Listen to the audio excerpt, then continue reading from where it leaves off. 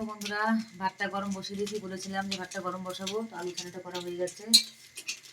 ভাতটা যে গরম করছি, ভাতটা আবার বেশি করে না দিতে হবে, ভাতটা আবার তলের দিকে পুড়ে যায়। এটা অন্যরকম চাল।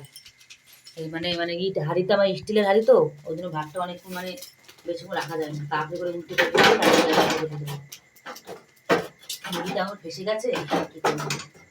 একটু অন্যরকম চাল, হাঁড়িটা অন্যরকম। বেশি গরম করবো না, কেন আবার নিচে থেকে পুড়ে গেল, তারপর গন্ধ গন্ধ বেরোবে। আর এই ভাত একবার বন্ধ করে এবার খেতে একদম ভালো লাগবে না। যেটুকু গরম করেছি গরমের সময় সেটুকু ঠিক আছে। গরম করে ঢেকে দিই পুরো, ব্যাস ঢেকে দিয়েছি। গরম করা হয়ে গেছে। দেখি সলকে নিলে ফোনটা দিকে দেখা যাচ্ছে না।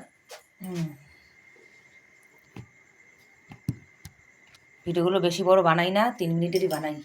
অনেক সময় 2-1টা ভিডিও 4 মিনিট হয়ে যায়, 2-1টা ভিডিও 4.5 মিনিটও হয়ে যায় অনেক সময়।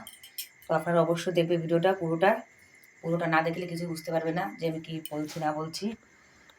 তো আজকে আমাদের বাড়িতে জল ছিল না, তারপরে বিকালবেলা জল আনতে গেছি, কালা বালতিতে ভরে নিয়ে এসেছি। ওই অনেকটা দূর কোম্পানি থেকে নিয়ে এসেছি জল।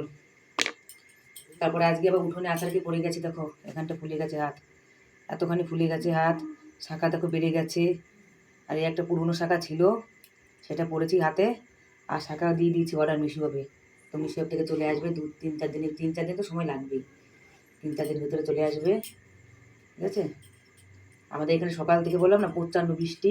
আর আমাদের উঠোনে যেহেতু সবসময় জল যায়, আমাদের উঠোনে 24 ঘন্টায় জল যায়। জল যাওয়ার জন্য আমাদের উঠোনে শ্যাদলা পড়ে গেছে, কারণ আমাদের ওই জলের ট্যাঙ্কি আছে। ট্যাঙ্কিতে ভরে যাওয়ার পরে পাইপ দিয়ে জল পরে অনেকক্ষণ ধরে, সে জল সব উঠোন দিয়ে বেয়ে বেয়ে মানে আমাদের পুরো উঠোন, তার পাশে ট্যাঙ্কি, তারপরে উঠোন দিয়ে সব জল ভরে ভরে আসে। এখানে নালি আছে সাইডে, নালির ভিতরে যায় জলটা। তো আমাদের উঠোনটা সবসময়ের জন্য ওরকম থাকে, মানে ওই শ্যাদলা শ্যাদলা ভাব থাকে। তাই হয়তো বৃষ্টি হলে আরও হয়। তারপরে আবার সরকারি জল আসে 3-4 দিন 5 দিন 10 দিনের পর পর আসে, সেই জলটা পুরো উঠোনে ভেসে যায় আমাদের। আর আমরা সবসময় উঠোনটা ঠান্ডা করেই রাখি, কারণ উঠোনটা ঠান্ডা করলে যে রাস্তায় আমার যতটা গরম পড়ে, যদি আমি উঠোনটা ঠান্ডা করে না রাখি তাহলে এখানটা টিকতে পারবো না। উঠোনটা ওই জন্য ঠান্ডা করে রাখি, যাতে আমাদের রাজস্থানে মানে আমাদের রাজস্থানে ওই 45 ডিগ্রি যে গরমটা পড়ে, সেই গরমটা যাতে একটু কম কম লাগে আর ঘরদোর ঠান্ডা থাকে, তার জন্য আমরা উঠোনে অনেক সময় জল ইচ্ছা করে দিই। অনেক সময় পাইপের থেকে দিই, তারপর ওখানে স্নান করা হয়, জামা কাপড় ধোয়া হয়, সে জলটা ফেলে দিই। জলটা সামনে পুরো বেয়ে বেয়ে পুরো উঠোনে আমাদের ছড়িয়ে যায়। আর উঠোনে ছড়িয়ে যাওয়া তো ভালো, উঠোনে যতটা আমাদের মানে উঠোনটা আমাদের যত ভিজে থাকবে তত আমাদের ঘর ঠান্ডা থাকবে, ঠান্ডা হাওয়া থাকবে। তো তার জন্য আমরা জাম গাছ, তারপরে এটা সেটা শাক পাতা গাছগাছালি লাগাতেই থাকি, যাতে আমাদের উঠোনটা ঠান্ডা থাকে আর মৌসুমটা সুন্দর থাকে বাড়ির ভিতরে। যখন আমরা বাইরে যাই, কোথাও ঘুরতে যাই, মানে দেখা যাচ্ছে আমরা মাঝে মাঝে যাই ঘুরতে, একটু চা মানে এগরোল মোমো খেতে যাই, অনেকটা দূর এখান থেকে, 14 কিলোমিটার দূর। মাসে 1-2 বার করে যাই। তো শীতকালের সময় একটু বেশিই যাই আমরা, যেহেতু এখন যাচ্ছি না, গরমকাল প্রচণ্ড, তো গরমকালের সময় যাচ্ছি না। শুধু একটা ভিডিও শেয়ার করার জন্য গিয়েছিলাম, পৃথ্বীরাজ চৌহানের যে মহেলটা দেখানোর জন্য, ওটার জন্য গিয়েছিলাম। তো সেদিনকে বাইরে এতটা গরম, এতটা লু, মানে গরমে মানে সকলে গরম লেগে গেছিলো। তারপরে বাড়িতে যখন এসেছি তখন আমাদের বাড়ির ভিতরে পুরো ঠান্ডা, যেহেতু বাড়িতে আমাদের উঠোন সবসময় ভিজে থাকে, 2-একটা গাছপালা আছে চারিপাশে, ওই জন্য আমাদের উঠোনটা পুরো ঠান্ডা। আর বাইরে থেকে এসেছি মানে গা মানে আগুন ধরিয়ে দিচ্ছে, কেউ মনে হচ্ছে পেট্রোল দিয়ে গায়ে আগুন ধরিয়ে দিচ্ছে, এতটা গরম ছিল।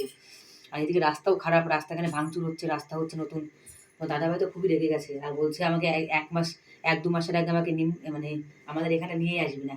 যে কোনো কাজ করি, খেতে হোক ঘুরতে হোক, কোনো কাজের জন্য আমাকে একদম নিয়ে আসবি না, রাস্তা ঠিক হবে আর গরম করে না গেলে একদমই যাবো না। তো আমি বলেছি দরকার নেই, আর 1-2 মাসের আগে আমিও যাবো না। আমি গিয়েছিলাম একটু আইব্রো করার জন্য আর তোমাদের একটা ভিডিও শেয়ার করার জন্য, কারণ বাড়ির সামনে পার্লার আছে, কিন্তু ভালো করে আইব্রো করতে পারি না বলে অতদূর যাই আমি, ঠিক আছে। তো বললাম আমাদের উঠোনে শ্যাদলা ছিল, পড়ে গিয়ে আমার হাতটা ফুলে গেছে, এখানটা খুব ব্যথা লাগছে।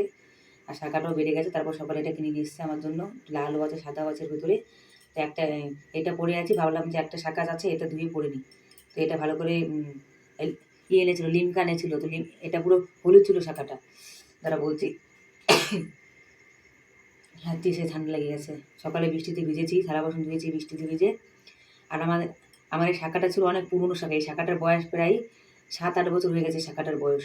এই শাখাটা আমাদের মানে এত কষ্টের পয়সার কিনা শাখা, একটা বেড়ে গেছিলো আর একটা ছিল। এবারটা বাড়ি গিয়েছিলাম, তো একটা নিয়ে এসেছিলাম, যে কখন বিপদে আপদে কাজে লেগে যেতে পারে, নিয়ে যাই। এই শাখাটা বন্ধুরা, সত্যি কথা মিথ্যে কথা বলবো না, যখন তোমার দাদা ভাইয়ের চাকরিটা ছিল না তখন বাড়িতে ছিলাম, খুব অভাবের ভিতরে ছিলাম। তো তখন আমাদের বাড়ির সাইডে একটা মানে বাড়ি ছিল, তারা বলেছিল যে আমাদের মাঠে ওই ধান লাগানো হবে, যদি ধান লাগিয়ে মানে দেন তাহলে আর কি পয়সা দেবে আমাদেরকে।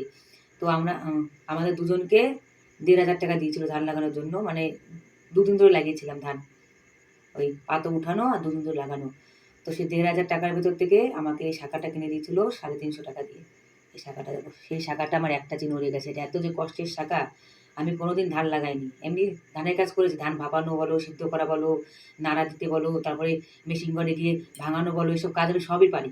কিন্তু ধান কখনো মাঠে লাগাইনি। ১ম বার মাঠে লাগিয়েছিলাম, শুধুমাত্র অভাবের জন্য লাগিয়েছিলাম।